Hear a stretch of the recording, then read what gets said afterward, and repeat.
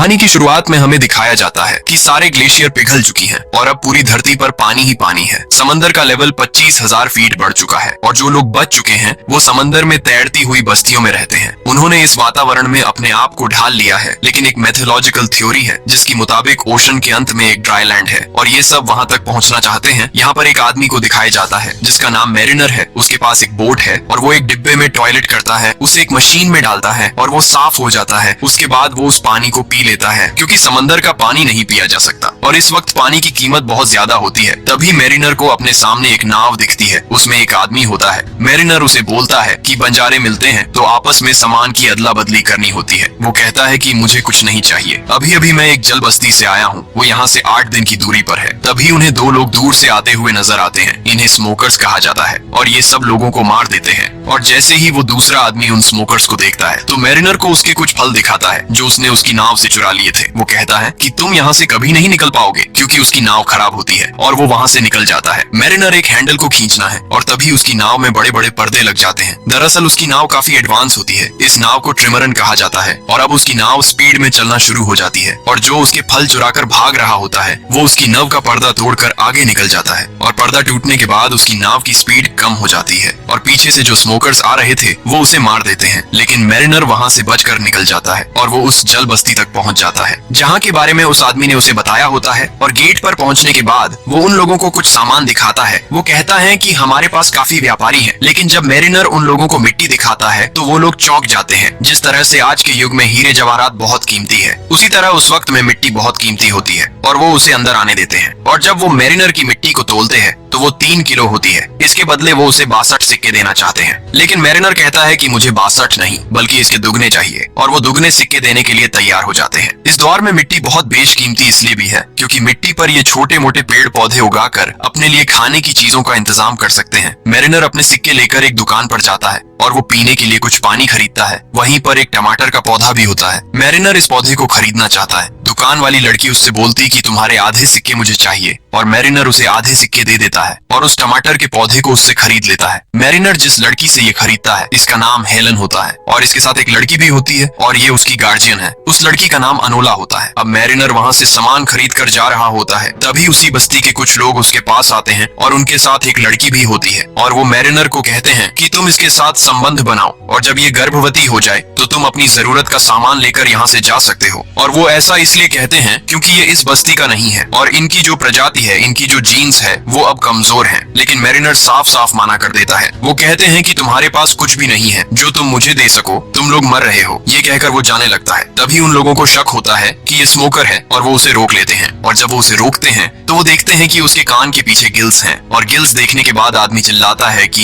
ये म्यूटेंट है और वो उसे पकड़ लेते हैं और एक केस के अंदर बंद करके वहाँ पर मड होता है उसमें डुबाना शुरू करते हैं। दरअसल जो भी इंसान मर जाता है वो उसे यहाँ पर डुबाते हैं ताकि उससे खाद बन सके। लेकिन इससे पहले कि मैरिनर उसमें डूबा पाता, इनकी बस्ती पर स्मोकर्स हमला कर देते हैं। यहाँ पर एक आदमी होता है जिसका नाम ग्रीगोर होता है। ये एक इन्वेंटर है और इसके पास उड़ने वाला बलून होता है। हेलन और अनोला को भी वो अपने साथ ले जाना चाहता है, लेकिन इससे पहले कि हेलन और अनोला उस बलून तक पहुंचती, बलून उड़ जाता है। तभी वो नीचे देखती है कि मरीनेरे डूब रहा है, वो केज के अंदर बंद है। वो भागकर वहां पर जाती है और वो कहती है कि अगर मैं तुम्हें छुड़ाऊंगी तो तुम हमें अपने साथ लेकर जाओगे। वो कहता है कि हाँ, वो उसे छुड़ाती है और इसके बाद ये तीनों के तीनों यहाँ से निकल जाते हैं और स्मोकर्स इनकी बस्ती को तबाह करके उस पर कब्जा कर लेते हैं। इनका जो सरदार होता है जिसका नाम डिकन है, वो कहता है कि मुझे वो टैटू वाली लड़की चाहिए। दरअसल ये इनोला के बारे में बात कर रहे होते हैं। इनोला की बैक पर एक टैटू होता है और इनका मानना ये था कि वो ड्राईलैंड तक का नक्शा है, इसीलिए इन्होंने इस बस्ती पर हमला भी किया होता है। यहाँ पर 3 तरह के अलग अलग समूह हैं। एक स्मोकर्स जो लोगों को मारते हैं, उनकी बस्तियों पर हमला करते हैं। दूसरे हम इंसान जो समुद्री बस्ती में एक साथ रहते हैं, चीजों को खरीदते हैं और बेचते हैं। और तीसरे वो होते हैं जिन्हें म्यूटेंट कहा जाता है, जिनके कान के पीछे गिल्स होते हैं जैसे मछली के होते हैं, जिसकी वजह से ये पानी के अंदर भी सांस ले सकते हैं। और मैरिनर भी एक म्यूटेंट है। मैरिनर हेलन को बोलता है कि हमें इनोला को मारना होगा क्योंकि हमारे पास इतना पानी नहीं है कि जिस पर 3 लोग जिंदा रह सके। दरअसल यहाँ पर पानी की कीमत बहुत ज्यादा है क्योंकि समंदर का पानी ये पी नहीं सकते और पानी का कोई भी और स्रोत इनके पास नहीं होता। हेलन ने उसे मना कर दिया। वो कहती है कि ये सिर्फ एक बच्ची है। मैरिनर कहता है कि बिना पानी के तुम दोनों मर जाओगे, इससे बेहतर है कि एक पहले मर जाए। लेकिन बाद में हेलन उसे मना लेती है और मैरिनर उस बच्ची को नहीं मारता। वही दूसरी तरफ दिखाते हैं कि स्मोकर्स का जो लीडर है जिसका नाम डिकन डीकन है वो कहता है कि मुझे किसी भी कीमत पर वो टैटू वाली बच्ची चाहिए, क्योंकि ये ड्राई लैंड तक जाना चाहता है और इसीलिए वो अपने आदमियों को एक प्लेन पर मैरिनर के पीछे भेजता है और वो लोग उस तक पहुंच जाते हैं। वो उन पर हमला कर देते हैं। वो बोलते हैं कि बच्ची को मत मारना और वो लगातार इन पर गोलियां चलाते हैं। मैरिनर बेसमेंट में जाता है क्योंकि वो अपने हथियार लाना चाहता है। ऊपर हेलन को लगता है कि मैरिनर भाग गया और वहाँ पर एक गन होती है जिस पर रस्सी लगी होती है और वो उस गन से प्लेन पर हमला करती है और उसमें से एक तीर निकलता है जो प्लेन में फैंस जाता है और प्लेन ऑन बोर्ड के चारों तरफ घूमना शुरू कर देता है और उसके जो बड़े बड़े सेल्स होते हैं वो अब टूटना शुरू हो जाते हैं। मैरिनर भी ऊपर आ जाता है और वो देखता है कि उसकी बोट अब टूटने वाली है। वो जल्दी से ऊपर जाता है क्योंकि वो उस रस्सी को काटना चाहता है जिससे वो तीर जुड़ा हुआ है जो हवाई जहाज पे अटका हुआ है और मैरिनर बड़ी मुश्किल से उस रस्सी को काट देता है और वो पानी में गिर जाता है। हवाई जहाज वहाँ से चला जाता है, लेकिन मैरिनर की जो बोट है वो बहुत बुरी तरह से टूट चुकी है और गुस्से में आके वो हेलन के और इनोला के दोनों के बाल काट देता है और वो कहता है कि आज के बाद मेरी बोट पर किसी भी चीज को कभी मत छूना। इसके बाद ये आगे का सफर तय करते हैं और तभी इन्हें एक और नाव दिखती है। उसमें एक आदमी होता है और हेलन बोलती है कि हमें उससे बात करनी चाहिए, क्या पता उसके पास खाना हो। हालांकि मैरिनर ऐसा नहीं करना चाहता, लेकिन हेलन के कहने पर वो उससे बात करता है। उसके पास एक बेशकीमती चीज होती है, वो होता है कागज, क्योंकि पूरी दुनिया डूब चुकी है और कागज बनना लगभग नामुमकिन है। ये वो चीज होती है जिन्हें आज के जमाने में हम एंटीक कहते हैं। मैरिनर और हेलन ने इससे बात इसलिए की होती है क्योंकि ये इससे खाने की उम्मीद कर रहे होते हैं, लेकिन इसके पास खाना नहीं होता। वो आदमी बोलता है कि मैं तुम्हें कागज दूंगा, बदले में तुम्हें मुझे हेलन को सौंपना होगा। शुरू में मैरिनर मान जाता है। वो कहता है कि आधे घंटे के लिए तुम्हारी हुई और वो तहखाने में ले जाकर उसकी इज्जत लूटना चाहता है, लेकिन तभी मैरिनर नीचे आ जाता है और वो कहता है कि हमारा सौदा कैंसिल हुआ। वो उसका कागज उसे वापस कर देता है, लेकिन वो चाकू निकाल लेता है। वो उन्हें मारना चाहता है। मैरिनर हेलन को ऊपर भेज देता है और इसके बाद मैरिनर उस आदमी को मार देता है। मैरिनर जानते हैं कि ये दोनों भूखे हैं। दरअसल वो खुद भी भूखा था, इसीलिए वो समंदर के अंदर कूदकर एक बहुत बड़ी मछली को मारता है और अब इन सब के पास खाना होता है। ये भरपेट खाना खाते हैं। एनोला मैरिनर को बताती है कि मुझे तैरना नहीं आता। वो कहती है कि काश मेरे पैर भी तुम्हारी तरह होते। मैरिनर बोलता है कि मैंने पहली बार ऐसी लड़की देखी जिसे तैरना नहीं आता, क्योंकि यहाँ पर इस दुनिया में सबको तैरना आता है। हेलन बताती है कि मैं उसकी माँ नहीं हूँ, मैं उसकी गार्डियन हूँ और धीरे धीरे साथ रहने के बाद, बातें करने के बाद इनकी दोस्ती होना शुरू हो जाती है और मैरिनर एनोला को तैरना भी सिखाता है। जहाँ वो कुछ वक्त पहले इनसे नफरत करता था, इनके साथ नहीं रहना चाहता था, अब सब ये एक दूसरे की दोस्त बन चुके हैं। इसके बाद ये नाव के ऊपर आ जाती है और तभी ये देखते हैं कि सामने एक बहुत बड़ी नाव होती है और ये एक तरह की चौकी होती है जहाँ पर सामान खरीदा और बेचा जाता है और वो अपनी नाव को उस तरफ ले जाता है। लेकिन जब वो दूरबीन से देखता है तो वो देखता है कि उस चौकी पर पूरी तरह से स्मोकर्स का कब्जा होता है। दरअसल डीकन अपने आदमियों के साथ यहाँ पर पहुंच जाता है क्योंकि वो इनोला को, जिसकी पीठ पर सूखी धरती का नक्शा है, उसे हासिल करना चाहता है। लेकिन मैरिनर बड़ी चालाकी से, बड़ी बहादुरी से यहाँ से निकल जाता है और उसे अब शक हो जाता है। वो कहता है कि वो लोग हमारा नहीं बल्कि इनोला का पीछा कर रहे हैं और उसकी पीठ पर जो टैटू है उसका मतलब क्या है। हेलन बताती है कि ये ड्राईलैंड का नक्शा है, यानी सूखी धरती तक पहुंचने का रास्ता। मैरिनर बोलता है कि बेवकूफी है, ऐसी कोई जगह नहीं है। हेलन बताती है कि जब हमें इनोला मिली थी तो उसकी टोकरी में सूखी मिट्टी थी और वो मिट्टी तुम्हारी मिट्टी से भी बहुत बेहतरीन थी।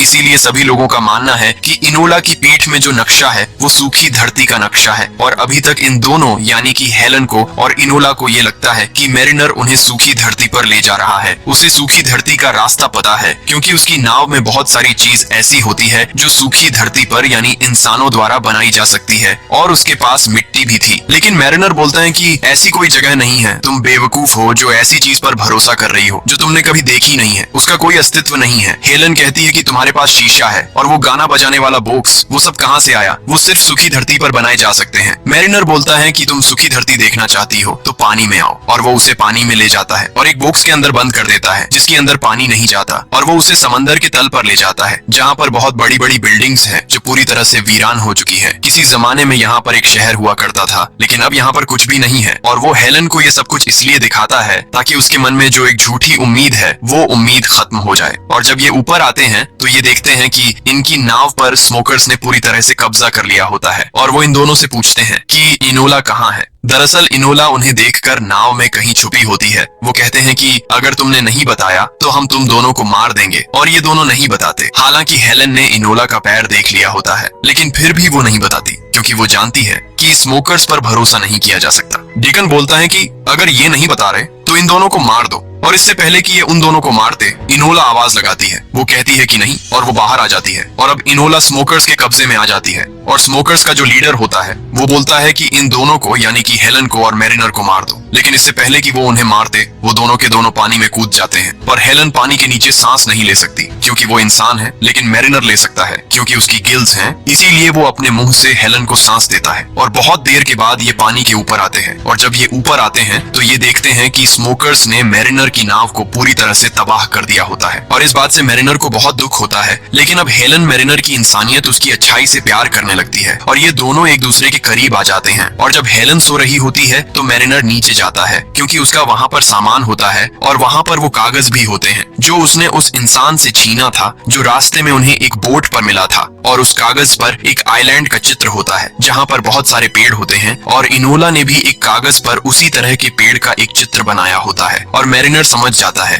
कि इनोला की पीठ पर जो टैटू है वो सूखी धरती का नक्शा है और अगर इनोला ने वो चित्र बनाया है इसका मतलब वो वहाँ जा चुकी है, वो वहीं से है। लेकिन यहाँ से निकलना लगभग नामुमकिन है क्योंकि इनकी बोट पूरी तरह से टूट चुकी है। तभी ऊपर हवा में दिखाते हैं कि वहाँ पर ग्रीगोर आ जाता है, वो आदमी जिसके पास उड़ने वाला बलून होता है, जो उस वक्त अपनी बस्ती से भाग गया था जब उनकी बस्ती पर स्मोकर्स ने हमला किया था। और वो हेलन को देखकर पहचान लेता है। वो कहता है कि अच्छा हुआ तुमने अपनी बोट जला दी, नहीं तो मैं तुम्हें कभी भी नहीं ढूंढ पाता क्योंकि धुएं की वजह से मैं यहाँ तक पहुँच सका। और वो इन दोनों को अपने बलून पर ऊपर ले जाता है और पास ही में कुछ सर्वाइवर्स होते हैं जो उस बस्ती से भागे होते हैं जहाँ पर स्मोकर्स ने हमला किया था। और वहाँ पहुँचने के बाद मैरिनर बोलता है कि मैं इनोला को ढूंढने के लिए जा रहा हूँ और वो स्मोकर्स के बहुत बड़े जहाज तक पहुँच जाता है और जहाज के अंदर चला जाता है। जहाज में कई सारे लोग होते हैं और वो सब अपने सरदार डिकन से बोलते हैं कि हम कब सूखी धरती तक पहुंचेंगे। वो उन सबसे झूठ बोलता है कि मेरे को नक्शे का पता चल चुका है और अब हमें यहाँ से निकलना है। हालांकि नक्शा इनके पास है लेकिन डिकन या किसी और को ये नहीं पता कि इस नक्शे में रास्ता किस तरह से देखा जाए। लेकिन उसके झूठ से सब के सब नीचे बेसमेंट में चले जाते हैं और चप्पू चलाना शुरू करते हैं और उस विशाल जहाज को यहाँ से आगे ले जाते हैं। तभी ये दिखाते हैं कि डिकन के सामने मैरिनर आ जाता है और उसके पास गन होती है। वो बोलता है कि मुझे ये लड़की चाहिए। डेकन बोलता है कि अब तुम यहाँ से जिंदा वापस नहीं जा सकते।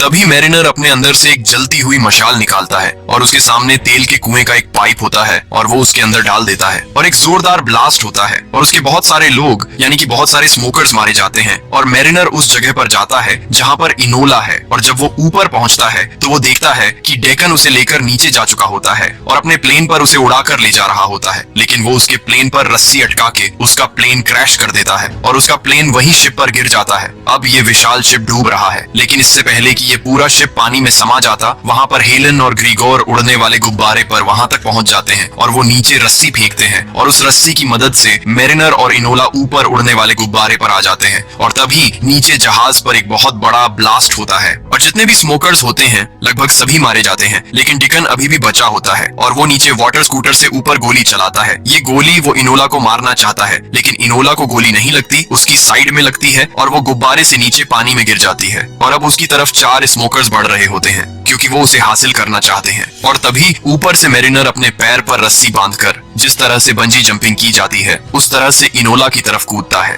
और इससे पहले कि स्मोकर उस तक पहुंचते वो इनोला को पकड़कर ऊपर ले जाता है। और ये तीनों स्मोकर्स जो उसकी तरफ आ रहे होते हैं वो आपस में टकरा जाते हैं जिसकी वजह से एक जोरदार ब्लास्ट होता है और इस ब्लास्ट में डिगन के साथ साथ उसके सभी स्मोकर्स मारे जाते हैं। और इस तरह से मैरिनर इनोला को बचा लेता है। ये ऊपर आते हैं और वहाँ पर ग्रीगोर बताता है कि मुझे अब रास्ते की समझ आ चुकी है। वो सूर्य की स्थिति से अंदाजा लगाता है और जो टैटू इनोला की पीठ पर होता है उससे वो तालमेल बिठाता है और वो कहता है कि सूखी धरती उस तरफ होनी चाहिए और वो अपने उड़ते हुए गुब्बारे को उस तरफ लेकर जाते हैं। रात होती है और ये सब सो जाते हैं और जब सुबह मैरिनर की आंख खुलती है तो उनके उड़ते हुए गुब्बारे यानी कि इनके यहाँ पर एक पक्षी आकर बैठता है। और तभी मैरिनर सामने देखता है वहाँ पर बहुत ऊंचा पहाड़ होता है और ये होता है एवरेस्ट। लेकिन एवरेस्ट अब पूरा हरा भरा है, यहाँ पर पक्षी है, पेड़ पौधे, मीठे पानी के झरने। और जब ये ऊपर जाते हैं तो वहाँ पर देखते हैं कि एक झोपड़ा भी होता है जिसके अंदर 2 कंकाल होते हैं और ये इनोला के माँ बाप होते हैं। वहाँ पर टैटू बनाने का सामान भी होता है। दरअसल उन्हें पता था कि वो मर रहे हैं, इसीलिए वो इनोला के पीठ पर टैटू बनाकर उसको एक टोकरी में डाल दिया था और उस टोकरी में यहाँ की सूखी मिट्टी भी डाल दी थी ताकि जब वो किसी को मिले तो उसे पता चल जाए कि कहीं पर ड्राई लैंड है और वो इनोला की पीठ पर जो नक्शा है उसके जरिए यहाँ तक पहुँच सके। क्योंकि इनोला इतनी छोटी थी कि अगर वो यहाँ पर अकेली भी रहती तो तब भी वो बच नहीं पाती। और इनोला के माँ बाप ने जैसा सोचा होता है ठीक वैसे ही होता है। इनोला आज अपने घर वापस आ चुकी है। वहीं दूसरी तरफ ये दिखाते हैं कि मैरिनर को यहाँ पर बिल्कुल भी अच्छा नहीं लग रहा होता क्योंकि वो इंसान नहीं है और इसीलिए वो वापस समंदर में जाना चाहता है। उसे लगता है कि समंदर उसे बुला रहा है। वो अपने लिए एक बार फिर से एक नाव बनाता है और वापस समंदर में जाने की तैयारी करता है। लेकिन इनोला और हेलन नहीं चाहते कि वो वापस जाए। हेलन उससे प्यार भी करती है, लेकिन मैरिनर को जाना है और वो इन दोनों को अलविदा कहकर वापस उसी जगह चला जाता है जो उसकी असली जगह है, यानी समंदर में। और इसी के साथ ये कहानी यहाँ पर खत्म हो जाती है। दोस्तों, वीडियो अच्छी लगी हो तो लाइक और कमेंट करके जरूर बताएं। बाकी ऐसी ही शानदार कहानियों के लिए चैनल को सब्सक्राइब करें। मिलते हैं आपसे अगली वीडियो में।